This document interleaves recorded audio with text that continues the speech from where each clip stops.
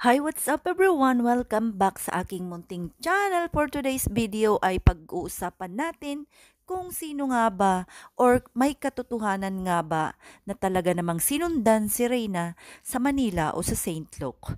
Ano na nga ba ang mga kaganapan pagdating ni Reyna? Siyempre, bago natin umpisahan ang video na ito, gusto ko munang magpasalamat sa ating mga bagong subscribers at sa mga bago pa lang sana po ay ma-subscribe nyo na rin po ang aking munting channel at paki-like and share at pindutin ang bell upang sa ganun ay updated po kayo sa mga susunod pang mga videos. Maraming salamat sa ating mga Reyna's Best Team Ever na patuloy na sumusuporta sa kwento ng buhay ng ating dalaga at sa lahat ng ating mga manonood dyan. Maraming salamat. Hanggang ngayon ay hindi makapaniwala ang karamihan na finally ay natuloy na nga ang ating dalaga sa pagamutan na kung saan ay napakaraming nagsasaya hanggang ngayon ng mga iba't ibang grupo. Kaya naman napakaraming spekulasyon din na sinundan nga daw si Reyna sa Maynila upang patunayan na tama or ang dami pong nagtatanong na sana ay ilabas daw ang katotohanan kung totoo nga bang natuloy si Reyna sa Maynila upang magpagamot sa Saint Luke.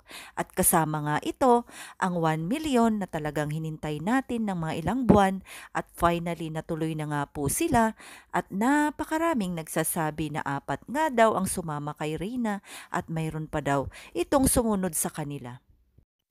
Para sa akin mga ka-Reyna, ang mahalaga ay nadala na nga si Reyna sa Maynila upang ipagamot at mag-focus na lang tayo sa mga iba't ibang magagandang bagay para kay Reyna.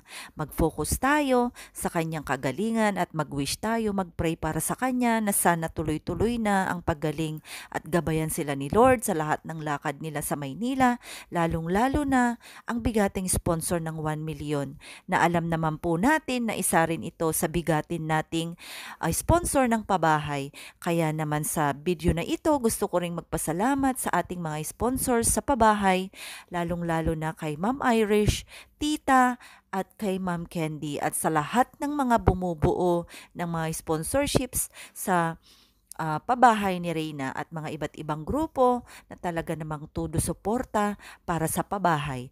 Mga ka-Reyna, sinundan man si Reyna o hindi, ang katulad ng sinasabi ko, magpakatatag po tayo, magkaisa, at kahit sino pa ang susundo or susunod sa kanya, ay wala na po siguro tayo doon. Siguro nga'y gusto lang nila na malaman na talagang nandun na nga ang ating baby girl. Hanggang dito na lang ang ating munting channel. Maraming salamat muli and God bless us all.